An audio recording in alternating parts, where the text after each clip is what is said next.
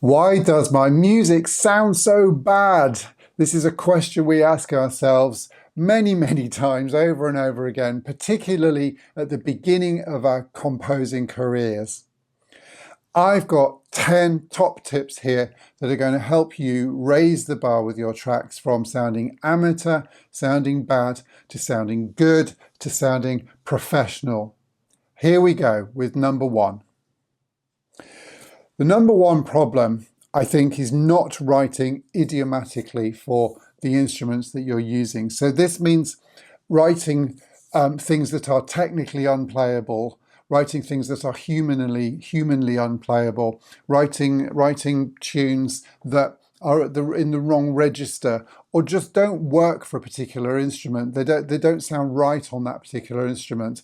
And this is something that is easily done because, of course, what we're tending to do is to input all of our stuff on a keyboard or input it note by note, forgetting that there are human limitations and human ways that we all sort of play music and play the instruments themselves. The keyboard is a very sort of crude substitute for a violin, for example, where the input is done by bowing. The keyboard you're just pressing, or a flute or a clarinet where you're obviously blowing and phrasing. On a keyboard we're just pressing.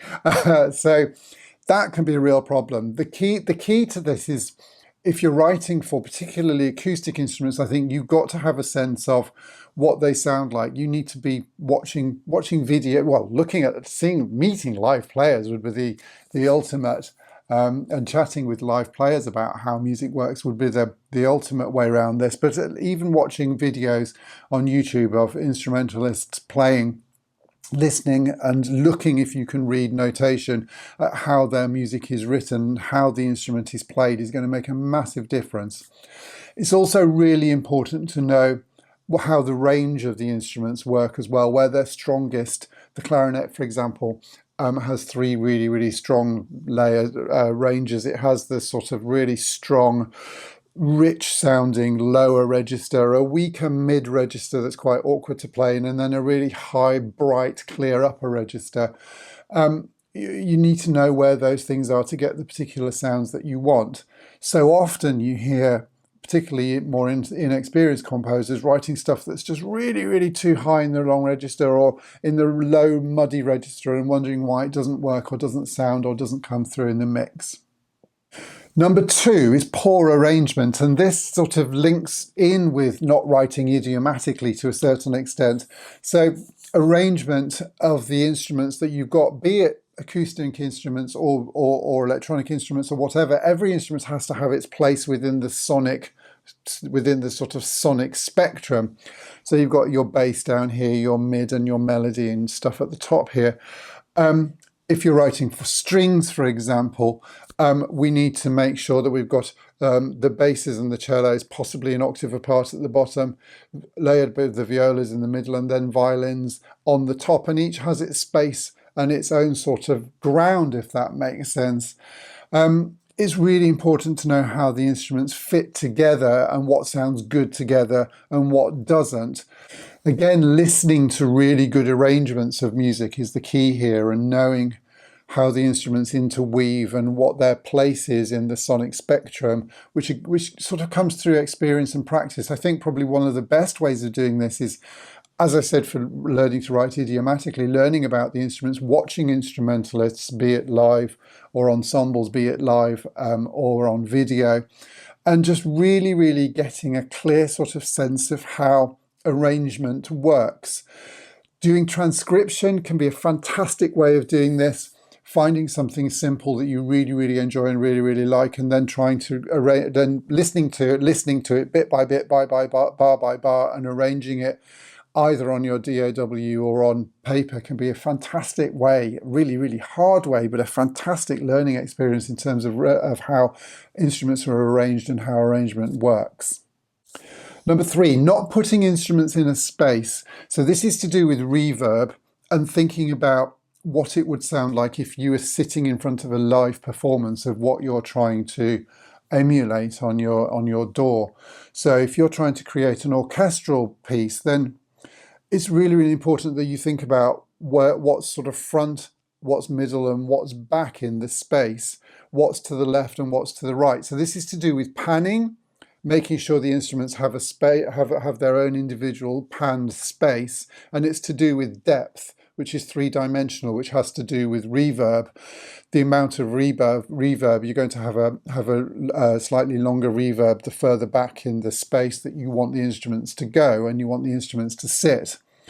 And just experimenting with that and trying to get that three-dimensional space and trying to get a reality of performance, if you can, through your speakers, envisaging what it looks like in front of you with your eyes closed can be really helpful. Just listening and thinking, well, okay, where would I imagine that this player is?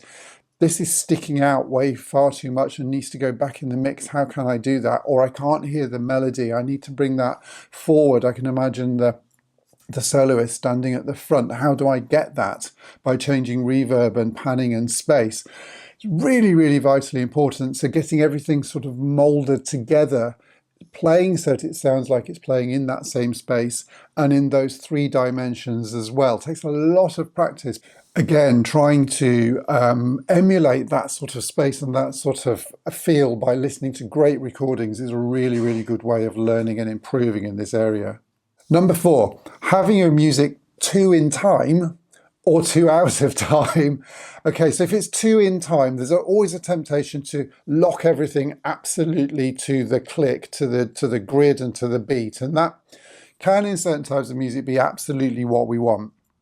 Certain types of electronic or dance music or that sort of 4 to the floor feel. Some things need to be absolutely tight. And if they're not, then it's going to sound a bit all over the place. Conversely, if you're looking for a bit more of a human performance, then not quantizing or having a sense of humanize, and some DAWs have that, or quantizing a certain percentage, or even quantizing by eye rather than literally locking everything can work really, really well. So if you think about, I'm going back to a string section, for example, you've got 16 players. Even if they're all supposed to start at the same time, you're going to get 16 slightly different starts and finishes to each note. You can't really emulate that totally in a DAW, but if you have your 4 or 5 orchestral parts and they all start bang at the same time, it's just going to sound weird. That they do need to come in at a slightly different time. If you layer different libraries together, you can get that even more sort of untidy and more realistic sounding, if that makes sense. But having everything moving at the same time doesn't work. String parts, I don't really quantize. I think quantizing dehumanizes them. Quantize by eye, absolutely, I do that, but not literally to the fraction of a second. It's really important. Also, if you're trying to compose something that is expressive, something that has some sense of ebb and flow to it, doing it dead to the click and dead to the grid in Cubase or whatever is just going to sound really, really awful. We're almost conditioned with writing on computers to write absolutely square in time, and no human performance is in time all the time. It ebbs and flows. The way around this is to, if it's appropriate to the music, not use the click and to record freely. What I tend to do is write or record a piano guide, if that makes sense. Even though I'm not a great pianist, I can sort of create a piano guide that ebbs and flows, and then I can write the other parts around that and then sort of manually quantize those to the piano so that they've got a natural ebb and flow. But I do have a framework, and the piano is the framework. Number 5 is having too much or too little going on. Now, a lot of amateurish or music that sounds bad can sound very thin. There's a lack of ideas. There's only a couple of things going on. Conversely, you can have things that are just way, way too complicated. And I think we all have a tendency to try to overcomplicate and show what we can do. Simplicity is often key. And even if you listen to big orchestral music, there's often only 2 or 3 things going on at the same time. So think about having things as simple as just your bass, having some chords, having a melody, having some rhythm, and maybe some sort of counter melody. 4 things at the absolute, 5 things at the absolute most. I think I'm right in saying we can only really ascertain 3 things at a time when we're listening. So, simplicity, but really, really high quality simplicity wins the day over complexity. And that temptation to show that we can write a fancy counter melody, it probably isn't needed. Having everything in its space, like we were talking about with the arranging bit a few minutes ago, making sure that everything is clear, not overcomplicating. But conversely, if it does sound bare and it sounds simple, well, do you have bass? Do you have some sort of chords? Do you have some sort of rhythm? Do you have a melody of some sort? Making sure that those things that are in place will help fatten out the music and make it make musical sense. Number 6 is not thinking in musical phrases and paragraphs and sentences, and probably also over-relying on looping. A lot of music that doesn't sound great is too repetitive. It loops round and it doesn't change. You really, really need to make sure that you are developing as you're going along. Be that, if you are looping, that do the loops sort of, I don't know, grow on top of each other? Does the arrangement grow and develop? If you're writing in musical phrases, are they the right length? Are they a logical length of 4 bars? Do they sort of, have a rise and a fall and a musical shape to them? So thinking in those logical sentences and shapes is really, really important. Making sure that things develop, don't sit statically too still, and don't rely on loops just going round and round and round too much, as that really will make stuff sound a bit too predictable and a bit sort of amateurish. Number 7 is not understanding the style of music that you're trying to write. I think it's really hard to write music that you don't fundamentally and intrinsically understand in your bones, as it were. So I have a background as an orchestral brass player, and I suppose my go-to is sort of symphonic orchestral music. So I've sat for hours in the back of orchestras. I know how an orchestra works from the sort of inside. I sort of have a sense of how an orchestra fits together. I will listen to all sorts of music. I don't know, I'm going to embarrass myself here by saying I'll listen to metal, I'll listen to house, I'll listen to anything, but I don't understand fundamentally how those sorts of music work. I can create a pastiche of them, but I don't have the years and years of sort of inbuilt energy and understanding and natural sort of flair for those sorts of music. And I think you have to really start off with music that you totally understand and totally get and totally love to be able to really, really pull stuff off stylistically. And if your music isn't sounding great, are you trying to do something that's too hard, something that's out of your wheelhouse, something that you don't absolutely love and fully understand? Number 8 is not using expression and automation. My last video actually was about using expression and automation, and if you don't do that, your music's going to sound very, very static, very robotic, whatever you're writing for. And I'm talking here about automating filter sweeps, automating reverb, automating effects. When you're writing for acoustic instruments, I'm talking about automating vibrato, automating dynamics, automating the actual tonality of the instrument.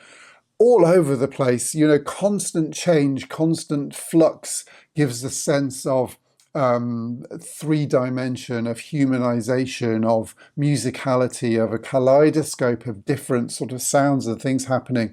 If you're not doing that, your music is going to sound static, it's going to sound stale, it's going to sound robotic, it's not going to sound great.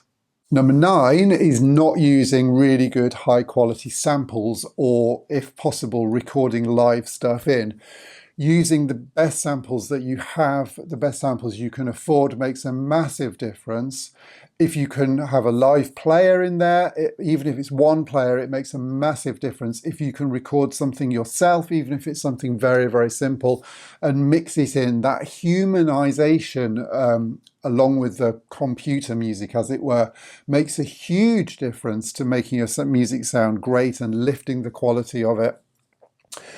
Knowing how to play to your samples also is really important. Some samples are good at some things and some are not.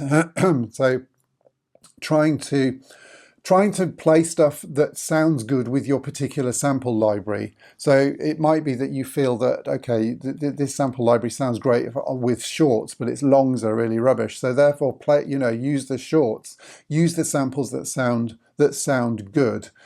Make your musical snippets and your musical sentences, your musical material work with the samples rather than against them, because samples have limitations, and if you work to those limitations, then it will sound better than it would if you are trying to write something that might sound good on a live instrument, but is clearly, because of the limitation of the samples, is clearly sample based when you hear it back. So working with your samples is really, really important. Finally, number 10 is expecting too much. We all sound crap at the beginning. All of us, 7 years ago when I started writing music on first using samples, it sounded rubbish. It sounded awful. And we're all on a continuum. My music doesn't sound great, probably compared with people that have got 20, 30 years experience doing this. We're all on a continuum. We all start somewhere. So throughout the years of composing, this isn't a quick fix. The first year or two, your stuff's not going to sound great. And the trouble is that you have a much better idea of what your taste is, much, much higher, and your expectation is much, much higher than your ability. Gradually over time, that gap will close down, and your sense of what sounds good will be closer to what you can produce. But that takes a long, long, long time. And when you get to that stage, your sense of taste and your sense of what sounds good will be further ahead anyway. So there's always a bit of a gap, I think, in my experience, which is a good thing.